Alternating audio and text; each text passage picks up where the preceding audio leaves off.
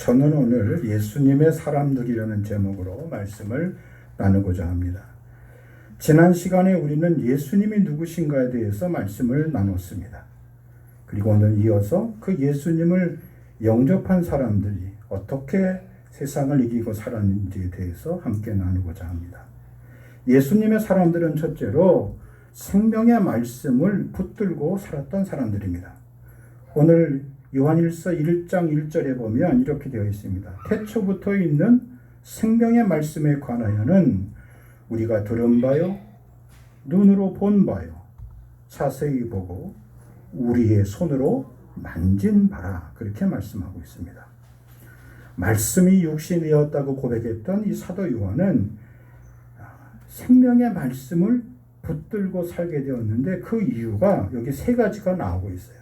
들었고요, 눈으로 봤고요, 그리고 내 손으로 그 사건을 만졌다는 거예요. 그 사건을 내가 그리고 이제 기록하게 되었다는 그런 표현입니다. 한 아이가 태어나서 장성한 어른이 되는 과정을 보면 우리 인생의 모든 것들을 다 말해주고 있습니다. 성경은 분명하게 예수님이 어떻게 이 땅에 오셨는지에 대해서 소개하고 있습니다. 이사야 9장 6절에 보니까 이는 한 아기가 우리에게 낳고 한 아들을 우리에게 주신 바 되었는데 그의 어깨에는 정사를 메었고 그의 이름은 기묘자라, 모사라, 전능하신 하나님이라, 영존하시는 아버지라, 평강의 왕이라 할 것임이라 말씀하고 있습니다. 예수님이 이 땅에 오셔서 우리에게 주신 것, 그것은 바로 무엇입니까? 이 땅을 하나님의 사람처럼 하나님 아버지의 마음과 심정을 가지고 살아갈 수 있는 모든 능력을 우리에게 다 주셨다고 말씀하고 있습니다. 특별히 예수님의 사람들이 어떻게 처음 예수님 앞에 나오게 된 것인지에 대해서 누가복음 5장에 보면은 이렇게 기록되어 있습니다. 누가복음 5장 5절 말씀, 시몬이 대답하여 이르되 선생님, 우리들이 밤이 새도록 수고하였으되 잡은 것이 없지만은 그 다음 말씀에 의지하여 내가 그물을 내리리이다. 예수님의 사람들은 예수님을 귀로 듣고 예수님에 대해서 여러 가지 소문을 들었지만 정작 예수님을 만나고 나서 예수님이 던지신 그 말씀에 그들은 그 말씀에 의지하여서 순종한 사람들이에요. 그러니까 예수님의 사람들은 예수님에 대해서 듣는 사람이 아니에요. 제가 지금도 잊지 않는데 저희 친할아버님이 저희 집에 가끔 오시면 이 성경 이야기를 자주 해주셨어요. 그렇다고 교회 장로님도 아니셨어요. 그냥 한학이 좋아서 그냥 공부만 형성하셨던 분이에요. 네. 그런데 그분은 예수님에 대해서 너무너무 잘하셨어요. 그 할아버님은요. 우리 할아버님은요. 왜 그랬을까요? 성경 책을 여러 번 읽으셨거든요. 그래서 제가 어렸을 때 기억해 보면 밤에 주무시기 전에 예수님의 일생에 대해서 참 재미있게 말씀을 잘해주셨어요. 비록 거의 목숨이 이제 경각에 달렸을 때 겨우 예수를 영접하고 그렇게 가셨지만 제가 그걸 보면서 많이 느껴요. 세상에 많은 사람들은 예수님을 그 정도의 수준으로 생각하는 사람들이 부지기수로 많이 있어요. 아니, 교회에 출석하는 사람들조차도 예수님이 좋은 말씀 주시니까 좋은 말씀 들어야 돼. 예수님을 그런 격으로, 그런 정도의 수준으로 생각하고 인지하고 교회에 출석하는 사람들이 의외로 많이 있다는 사실입니다. 분명한 것은 아기가 태어났고 그리고 그 아기가 우리에게 주신 바 되었다는 거예요. 그러니까 예수님을 여기 제자들처럼 여기 요한이 가만히 목격해 보니까 자기 사촌이 밤새 나가서 배를 가지고 고기를 잡으러 나가는데 피탄 털이 다녔는데 낯선 분이 예수라는 분이 와서 나타나셔서 배 오른편에 깊은 데 가서 그물을 던지라고 하니까 말씀에 의지하여 내가 가보겠다는 거죠. 순종하겠다는 거죠. 깊은 데 가서 내가 당신이 말씀하신 대로 그물을 다 거두었는데 말씀에 의지하여 순종해 보겠다는 거죠. 그걸 옆에서 들었고 그걸 옆에서 봤고 그리고 순종해서 나가서 시행해 봤더니 그물이 찢어질 정도로 힘이 많이 고기가 잡힌 것을 그는 똑똑히 봤고 그 다음에 직접 자기 손으로 와서 도와달라고 베드로가 시몬이 청하여서 같이 그 그물을 끌어올렸던 사람이에요. 자, 눈으로 봤고 귀로 들었고 그리고 자기의 손으로 직접 만진 바 됐다는 그 표현이 여기 담겨 있는 것이죠. 예수님의 사람들이 이와 같이 말씀에 의지하여 말씀에 순종하여 말씀을 보여줬고 살아갔던 사람들입니다. 그 다음에 또 한 가지 중요한 것이 있습니다. 그 누가복음 5장 8절에 보면 시몬 베드로가 이를 보고 예수의 무릎 앞에 엎드려 이르되 주여 나를 떠나소서 나는 죄인이로소이다. 예수님 발 앞에 무릎 꿇었던 사람들이에요. 예수님 앞에 항복했던 사람들입니다. 예수의 이름 앞에 두 손 두 발 다 들고 천부여 의지 없어 손 들고 옵니다 라고 고백했던 사람들이 바로 제자들이었던 것이죠. 그 사람들이 생명의 말씀이 무엇인지에 대해서 그 말씀에 붙잡혀서 살았던 사람들입니다. 그랬더니 주님이 이 모든 식구들에게 축복하십니다. 누가복음 5장 10절 세베대의 아들로서 시몬의 동업자인 야고보와 그 다음 누구요? 요한도. 바로 이 요한입니다. 요한복음을 기록한 요한, 요한 1, 2, 3, 4를 기록한 요한, 요한 계시록을 환상 중에 보고 기록한 사람이에요. 놀랐습니다. 예수께서 시몬에게 이르시되 무서워하지 마라. 그 다음이요. 이제후로는 네가 사람을 어떻게 한다고요? 취하리라. 원문에 보면 네가 사람을 사로잡으리라는 거예요. 많은 사람을 옳은 대로 이끈다는 거예요. 말씀 앞에 주님 앞에 이끌어낸다는 겁니다. 사람을 취하리라. 사람을 낳는 어부가 되리라. 다른 복음서에는 그렇게 기록하고 있죠. 이 은혜의 복을 받았던 사람들입니다. 자, 오늘 그럼 저와 여러분들을 삶을 적용해서 이 단계별로 여러분이 한번 묵상해 보세요. 나는 주의 말씀에 얼마만큼 순종적인 사람인가? 주의 말씀에 순종하는 겁니다. 저는 여러분들에게 감히 목사의 말에 순종하라고 난 이렇게 말하고 싶지 않아요. 하나도 내 말보다 목사의 말에 목사의 권면에 여러분이 귀를 기울이시긴 하지만 하나님의 말씀에 먼저 순종하는 성도들이 되시기 바랍니다. 주님의 말씀이라면 주님의 말씀에 순종해야죠. 주님의 말씀이 여러분의 양심을 찌르고 여러분의 선한 그 마음을 찌르면 그 앞에 순종하실 수 있길 바랍니다. 그래야 그 말씀이 여러분을 살려줘요. 여러분을 일으켜줘요. 여러분을 고쳐줘요. 여러분을 자유케 해줘요. 여러분에게 기쁨이 충만한 인생을 주께서 허락해 주신다고요. 이 세상에 그 무엇을 줄 수도 바꿀 수 없는 주님이 주신 참 평안과 기쁨을 여러분에게 주께서 채워주실 줄 믿습니다. 예수님의 사람들은 그렇게 생명의 말씀을 붙들고 부여잡고 살았던 사람들입니다. 두 번째, 무시로 죄를 고백하는 사람이에요. 사람들 앞에서도요, 잘못을 빨리 시인하고 빨리 인정하고 내가 잘못했습니다. 내가 실수했습니다. 내가 미처 챙기지 못했습니다. 이러면 문제 해결이 빠른 거예요. 모든 문제 해결의 문제는 무엇입니까? 자신의 실수와 허물을 인정하지 않아요. 거기서 분쟁이 생기고 다툼이 생기고 불화가 생기고 갈등이 생기고 그리고 끝내는 돌이킬 수 없는 그런 각자의 길로 그렇게 나아가게 되는 것을 볼 수 있습니다. 그 다음에 마지막으로요.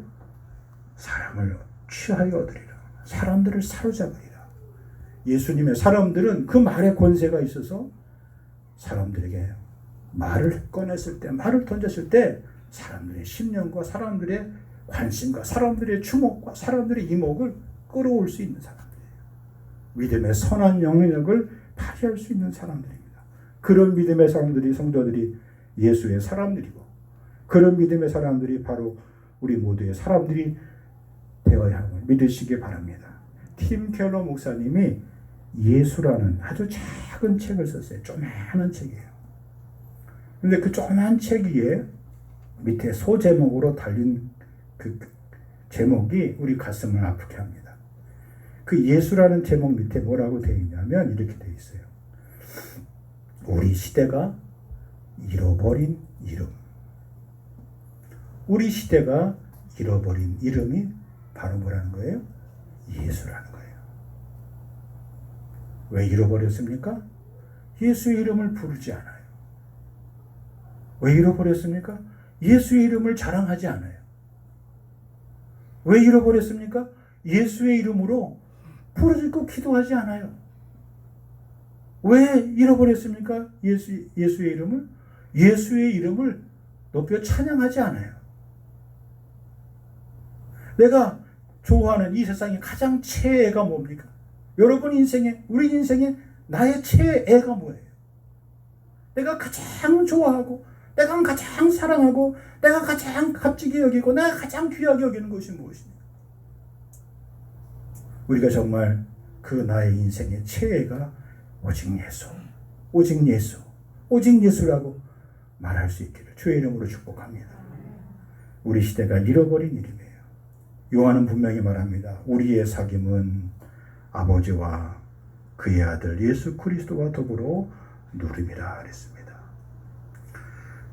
요즘은 제가 그래서 어느 성도님한테도 그렇게 권면을 드렸어요. 간절한 기도의 제목이 있어서 주중에 나와서 기도도 하시고 자주 하세요.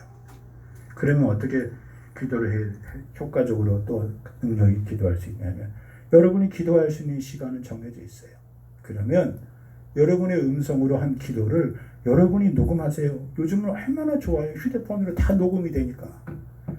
여러분의 소리로 여러분이 간절하게 하게 기도하는 그 기도를 녹음하셔서 여러분이 수시로 다니는 차 안에서나 지하철 안에서나 아니면 공공장소에서나 큰 소리로 기도하기 어렵잖아요.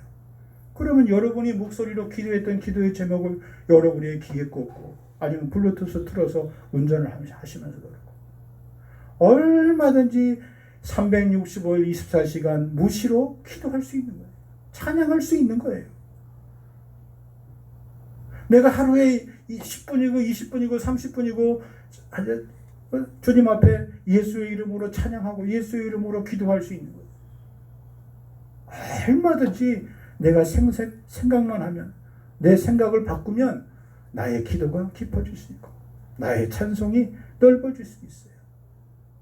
여러분이 기도하시다가, 여러분이 찬송 부르시다가 그 은혜의 그 가사에 감격스러워서 그 자리에서 눈물을 흘리기도 하고 감격해하기도 하고 감사하기도 하고, 그리고 주님을 다시 바라볼 수 있게, 그리고 주어진 문제 때문에 낙심하고 절망했는데 내가 다시 힘을 얻게 되는.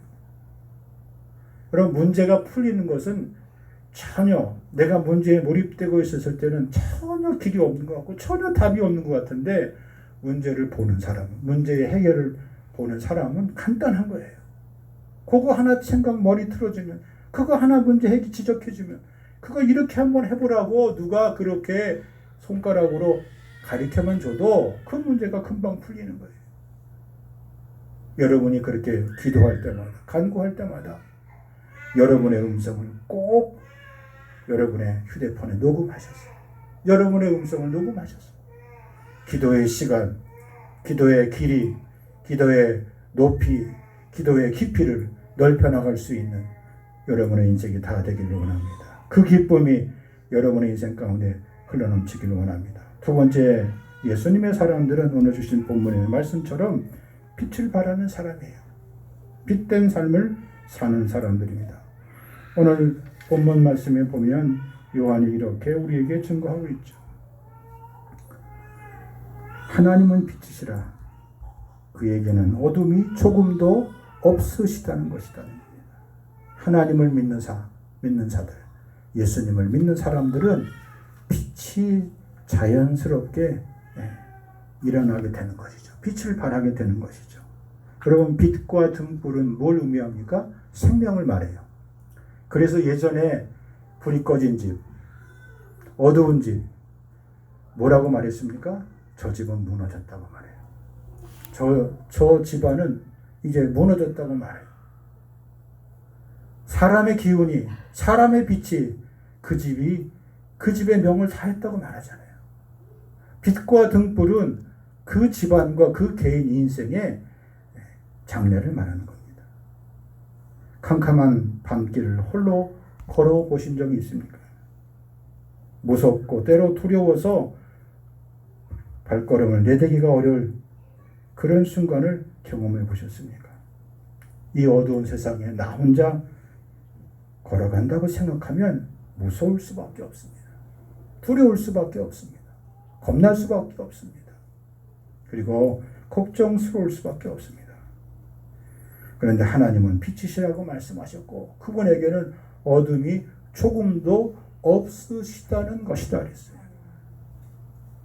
하나님이 우리 안에 찾아오셔서 우리로 하여금 어둠을 몰아내 주신 줄 믿으시기 바랍니다. 근심을 몰아내 주신 줄 믿으시기 바랍니다. 걱정과 두려움을 다 우리 가운데 몰아내 주신 줄 믿으시기 바랍니다. 예수님을 영접하는 순간 진리의 빛이, 생명의 빛이 우리 가운데 비치기 시작합니다. 소망의 빛이 발하기 시작합니다. 마태복음 5장 14절에 예수님이 분명히 말씀하셨습니다. 너희는 세상의 빛이라. 산 위에 있는 동네가 숨겨지지 못할 것이요 사람이 등불을 켜서 말 아래 두지 아니하고 등경 위에 두나니 이러므로 집안 모든 사람에게 비치느니라. 이같이 너희 빛이 사람에게 비치게 하여 그들로 너희 착한 행실을 보고 하늘에 계신 너희 아버지께 영광을 돌리게 하라. 하나님의 영광을 위하여 살라는 거죠. 여러분, 영광이란 말 뜻이 뭐예요? 영원한 빛이에요. 영화로운 빛이에요. 소멸하지 않는, 꺼지지 않는 빛이에요.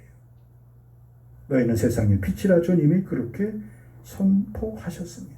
예수님을 영접하는 사람, 예수님께 순종하는 사람, 예수님의 이름 앞에, 무릎 앞에 무릎을 꿇을 수 있는 사람이에요. 하나님은 그런 우리에게 이 복을 주신다고 약속해 주셨습니다. 요한복음 8장 12절 예수께서 또 말씀하여 이르시되 나는 세상의 빛이니 그 다음에 나를 따르는 자는 어둠에 다니지 아니하고 생명의 빛을 얻으리라. 할렐루야. 내가 예수님의 사람이라면 어둠에 다니지 아니하는 거예요. 세상에 주는 것들 그 속에서 내 인생의 모든 것을 결산해 보는 것이 아니에요. 아, 내가 세상을 잘 살았구나, 못 살았구나. 그건 세상 사람들이 계산상, 수치상으로, 통계상으로, 그리고 흔히 말하는 사람들의 가치와 기준의 척도로 그렇게 말하는 거예요. 평가하는 거예요. 요한복음 8장의 이 말씀을 배경을 보면 왜 예수님께서 이 말씀을 하셨을까요? 그 앞에 가늠하다가 현장에서 발견된 여인을 바리새인들이 잡아갖고 와요. 모세법에는 이런 여인들, 이런 사람들 돌로 들어 치락했습니다. 선생님 어떻게 했으면 좋겠습니까? 예수님께서 아무 말씀하지 아니하시고 땅바닥에 손가락으로 글을 쓰셨죠. 바리새인들이 그 글씨를 보고 한 사람, 두 사람 들었던 돌을 놓고 다 물러갔습니다. 다 물러가고 예수님과 여인과 단 둘이 남았어요. 예수님이 여인에게 말합니다.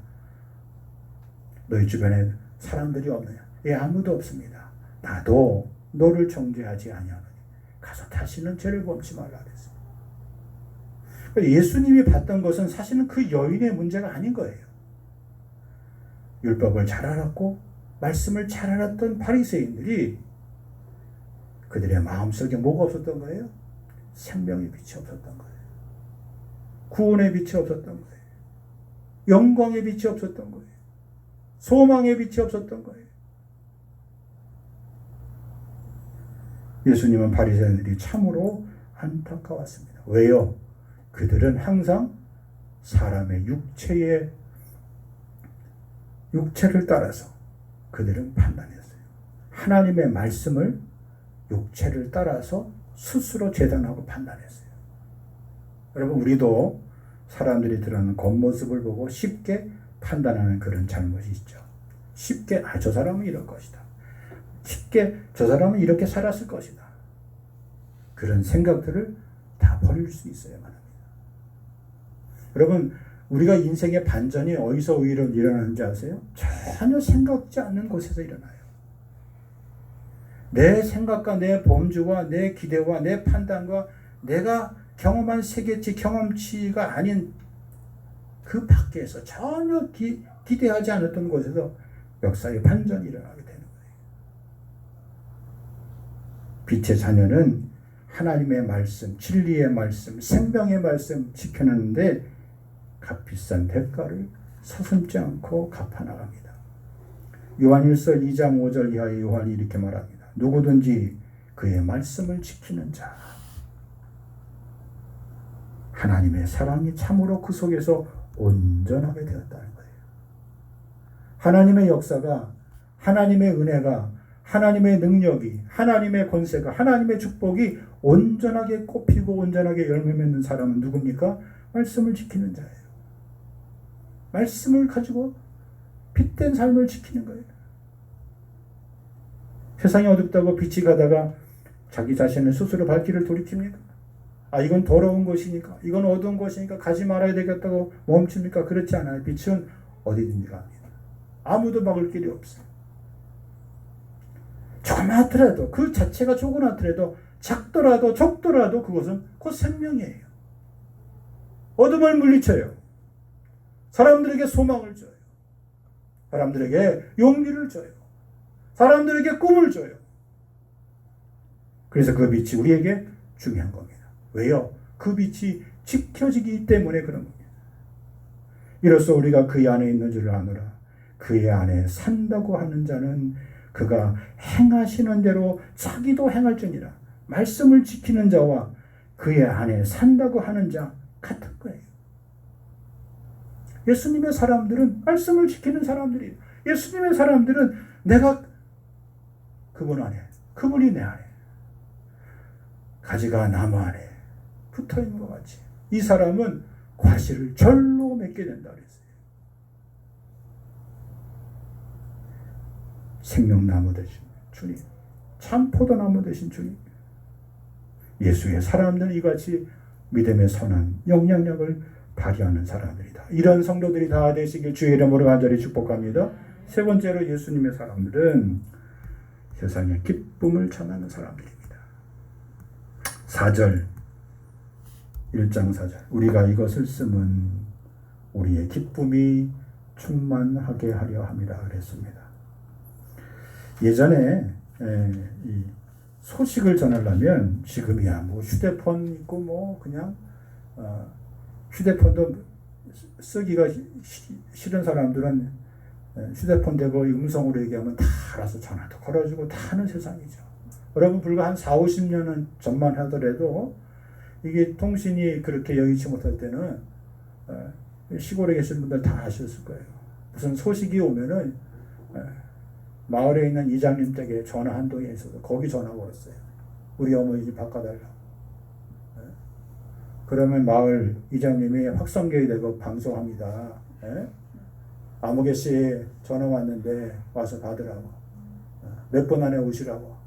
전화 다시 하라고 할 테니까. 그리고 전부 보냈어요. 빠른 등기로 편지 보내고 전부 지불했어요. 소식이라는 거 중요한 것이죠. 안부나 일의 형편을 따라서 보내는 말이니까요. 그런데 주님이 우리에게 이 말씀을 주신 거예요. 예수님의 사람들은 네가 받은 느낌, 네가 받은 그 기쁨을 온 사람들에게 좀 나눠주며 살아라, 전파하며 살아라, 그렇게 말씀하고 있습니다. 여러분, 이 땅에서, 이 세상에서 인생의 승패가 어디서 난다고 여러분 생각하십니까? 여러분이 가진 기쁨을 사람들에게 누리며 전하며 사는 삶이에요. 누가 인생의 승자입니까? 내 인생에 받은 그 기쁨을 사람들에게 나눠주는 사람이에요. 여러분 얼마 전에 방송에 나왔죠. 중국에 있는 한 기업가가 자기가 학창시절에 공부를 제대로 못했어요. 돈을 벌었어요. 벌었는데 별로 마음이 흡족하지 못해. 그래서 시내에 있는 한 곳에다가 광장에다가 탁자를 이렇게 펼쳐놓고 100원짜리 위 하나를 잔뜩 싸놓고 가난한 대학생들, 가난한 사람들을 오라고 그렇게 초청을 해가지고 한 사람당 우리 돈으로 50만 원, 70만 원씩 그렇게 봉투에 담아서 가난한 학생들에게 주는 장면이 중계된 적이 있어요. 여러분 세상 사람도요, 자기가 가진 부로, 자기가 가진 돈으로 그게 만족이 안 되는 거예요. 그래서 그걸 어떻게 해요? 자기가 쌓은 그 기쁨을, 참신을 했던 그 기쁨을 다른 사람들에게 나눠주면서 자기 기쁨을 얻는 거예요. 여러분 똑같은 겁니다. 예수의 사람들, 하나님의 사람들 똑같은 거예요. 여러분 이번에 여러분 가족이나 친이나 이렇게 찾아뵙고 이렇게 할 때 여러분요, 할 수 있으면 무리하라는 거 아니지만 여러분이 손을 베푸고 여러분의 주변 사람들, 어른들을 돌보실 때 힘껏 하세요. 예수 믿는 사람들이 째째하게 그렇게 하지 마세요. 인색하다는 말 듣고 살지 마세요. 자신한테는 엄격하지만 다른 사람들한테는 주님의 사랑으로 그들을, 어른들을, 이웃들을 복음을 증거하는 마음으로 내가 예수의 사람으로 이렇게 하나님의 큰 축복을 받고 산다. 크신 은혜를 받고 산다는 거예요. 전함에 살 수 있기를 바랍니다. 요한일서 2장 16절 여러분이 잘 아는 말씀이에요. 세상에 있는 모든 것이 딱 세 가지라 그랬어요. 뭡니까? 육신의 정욕, 안목의 정욕, 그 다음 뭡니까? 이생의 자랑이라 그랬어요. 그런데 이것이 다 아버지께로부터 온 것이 아니라는 거예요. 이것은 세상으로부터 온 것이라는 거예요. 이 세상도 그 정욕도 지나가 돼. 그 다음 보세요. 오직 하나님의 뜻을 행하는 자는 어떻게 된다 그랬습니까? 영원히 산다는 거예요. 영원히 거한다는 거예요. 육신의 정욕을 벗어나려면 어떻게 해야 합니까? 로마서 13장 14절 주 예수 그리스도로 옷을 입어야 돼요. 정욕을 위하여 육신의 일을 도모하지 말아야 돼요. 그런 사람들과 그런 일에 빠지면 안 되는 거예요. 어울리면 안 되는 겁니다. 안목의 정욕을 이기려면 어떻게 해야 됩니까? 전도서 4장 8절 어떤 사람은 아들도 없고 형제도 없이 홀로 있으나 그의 모든 수고에는 끝이 없도다. 또 비록 그의 눈은 부요를 족하게 여기지 아니하면서 이러기를 내가 누구를 위하여는 이같이 수고하고 딸을 위하여는 행복을 누리지 못하게 하는가 하여도 이것도 헛되어 불행한 노고로다 그랬어요. 사람이 눈으로 보는 것, 마음으로 원하는 것, 그것도 잠시뿐이고 영원한 우리의 인생의 삶에 기쁨을 주지 못합니다. 예수님의 사랑, 주님이 주신 기쁨, 그 기쁨이 충만한 삶의 자의 삶, 이 땅에 사는 동안 주님이 주신 기쁨을 누리며 살 수 있고요. 나누며 살 수 있길 주의 이름으로 간절히 축복합니다. 마지막으로 예수님의 사람들은 예수님의 역사를 만들어내는 사람들이에요. 저희 선생님이 제가 대학원에서 공부할 때 역사를 공부하신 선생님이 미술의 조예가 많으셨어요. 그래서 우리나라 10대 아내들은 미술 평론가셨어요. 그래서 그분 덕에 전혀 원치 않는 그런 이 미술 전시회를 많이 다니게 되었습니다. 그분이 돌아가시기 전에 뭘 쓰셨냐면 예술혼을 살았다간 사람들이라는 책을 쓰셨어요. 열화당에서. 그래서 이제 그 예술가들이 어떻게 자신의 인생의 삶을 불태웠는지 그걸 쓰신 거예요. 그 본인 자신도 그렇게 사셨어요. 정년 퇴임하신 다음에 저 강서구에 있는 경제정서미술관 관장으로 가셔서 그 조그만 지역에 있는 미술관을 크게 아주 잘 이렇게 활성화 시켜놓고 그리고 하나님 앞에 부름받고 가셨어요.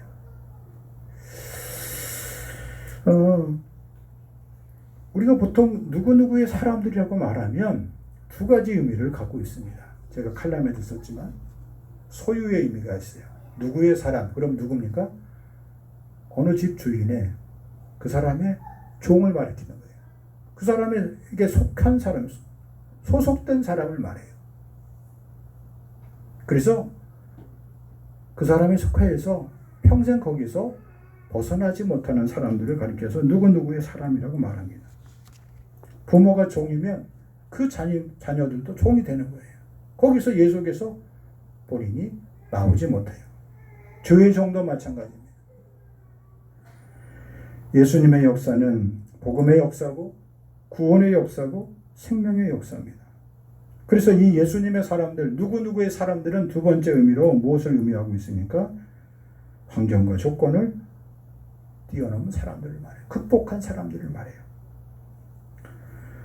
이들은 다 명인이나 장인의 경지에 이르기 위해서 그분의 문화상이 된 것, 그분의 제자가 된 것을 자랑스럽게 생각합니다.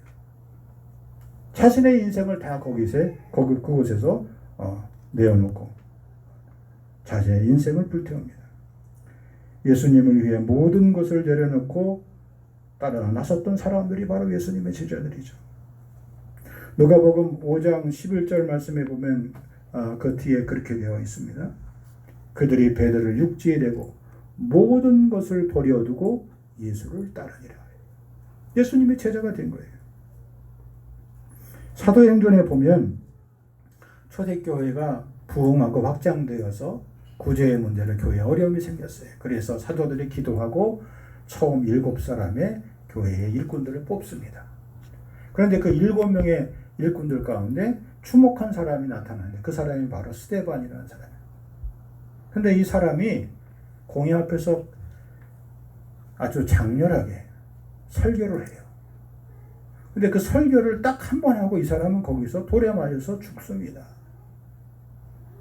그 돌에 한 번 설교하고 돌에 맞아 죽었으면 끝난 인생인데 이 사람의 여파가 나중에 복음 역사에서 어마어마하게 벌어지게 돼요. 이 사람이 죽을 때 그 겉옷을 증인으로 받고 서 있던 사람이 있는데 우리가 잘 아는 사울이라는 청년. 그가 나중에 예수님을 만나고 바울이 되죠.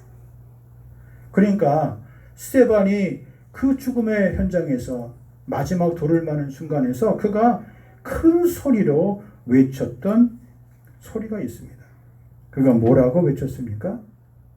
예수님께서 지금 하늘 보좌에 계시는데 지금 자기를 향하여 주님이 자리에서 벌떡 일어나서 자기를 바라보고 계신다는 거예요. 사람들에게 막 외쳤습니다. 주변에 있는 사람들이 저 미친 뭐라고 하면서 돌을 더 맹렬하게 던져서 스데반이 그 돌에 맞고 정신을 잃고 스스로 영원히 떠나갈 지경에 이릅니다. 그런데 그 마지막에 스데반이 누구의 모습을 떠오르게 했습니까? 이미 십자가에 죽으시고 부활하시고 승천하신 예수님의 모습을 다시 한번 보여주고 있어요. 한 개인의 평신도였어요. 그가 돌에 맞아 죽으면서 마지막 기력을 닿지 않아서 한 기도가 무엇입니까? 아버지, 저들의 죄를 용서해 주십시오. 저들은 지금 잘 몰라서 저런 겁니다. 그리고 아버지, 내 영을 받아주세요. 그리고 성경에 보면 사도행 7장에 보면 뭐라고 됐어요? 죽었다고 그랬습니까? 아니에요. 잔이라고 그랬어요. 예수님을 마지막 순간에 예수님처럼 그렇게 그의 생애를 마감했어요. 이것이 엄청난 사건이 된 거예요. 이 복음의 사역, 단 한 번의 설교로 인하여 많은 사람, 양심이 찔렸고 공여했던 수많은 사람들이 비록 그를 돌들여 쳐 죽였지만 그가 마지막 보였던 그의 인생의 마지막 예수의 혼을 가지고 예수의 심정을 가지고 예수님의 마음을 가지고 그가 그렇게 기도하고 축복하고 그가 하나님 품에 안겼던 거예요. 예수님 품에 안겼던 거예요. 하나님 보좌 우편에 계신 예수님 앞에 그가 나가게 된 거예요. 그게 예수님의 사람이고 예수의 사람이에요. 예수님의 사람들은 예수의 혼을 사르다가 간 사람들이에요. 바울은 그래서 훗날 그 모습이 너무나 자기 마음에 죄스럽고 무거운 짐이었다가 빌립보 교인들에게 편지하면서 마지막으로 축복합니다. 너희 안에 이 마음을 품으라. 빌립보서 2장 5절로 8절 말씀이에요. 곧 그리스도 예수의 마음이니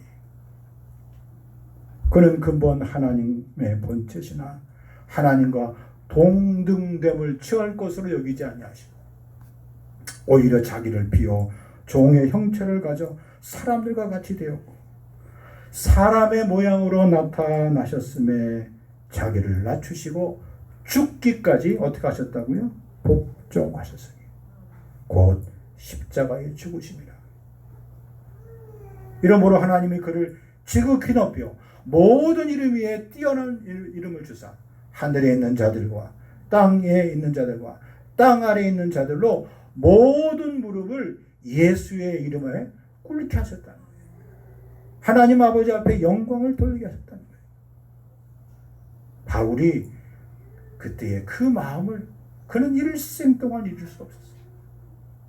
엄청난 충격이었어요. 여러분, 예수의 사람들로 우리가 부름받고 살고 있습니다.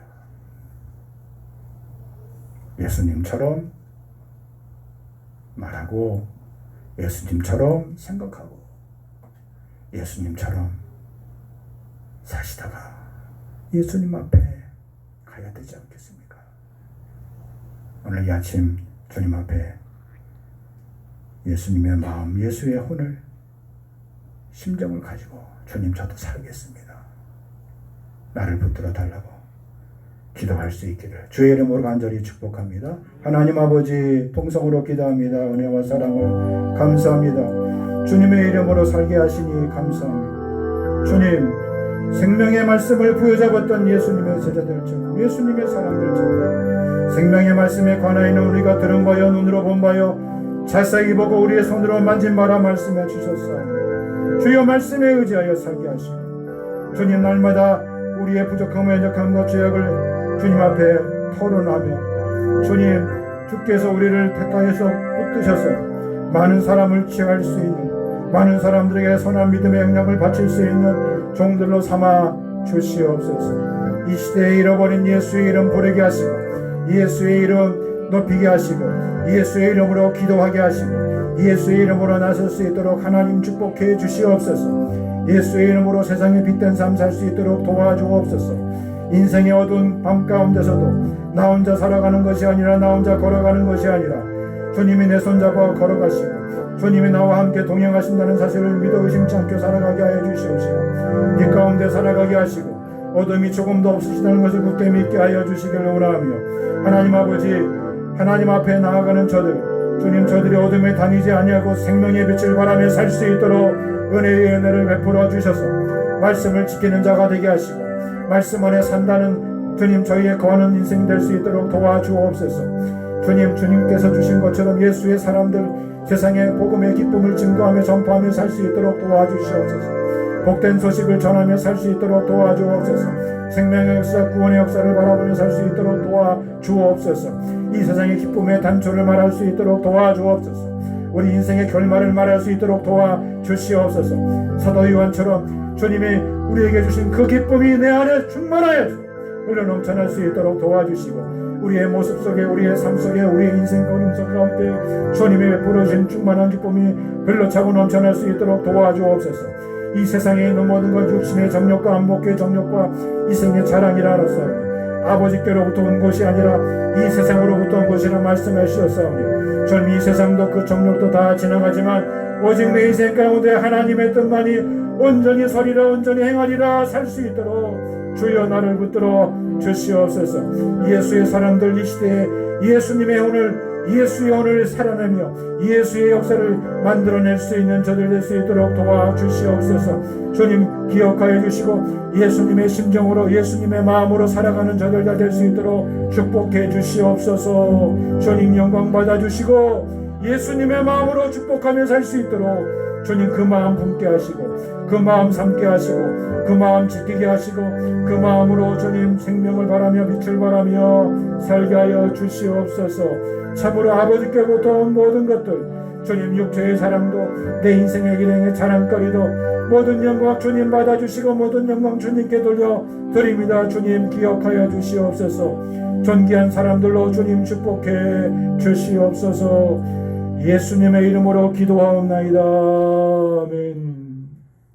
살든지 죽든지 주 영광을 위하여 살고자 하는 마음으로 10일과 감사와 또한 선교 예물과 헌신의 예물과 서원의 예물과 주일 예물과 예배당 건축 헌금과 아버지 작정 예물로 드리오니 삶을 드리오니 주여 받으시사 하늘에 기름지고 존귀한 것으로 땅에 신령한 세상에 아버지 하나님 손으로 만진 의의 열매로 저들을 축복하시고 주님 저들을 성결시켜 주옵소서.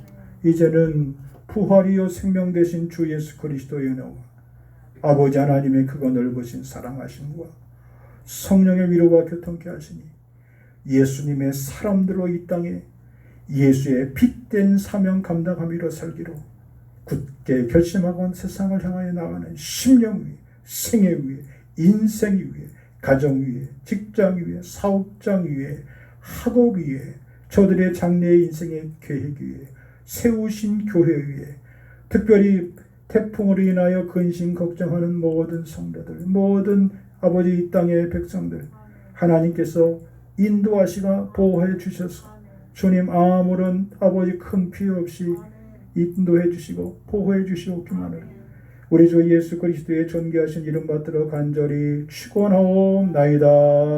아멘.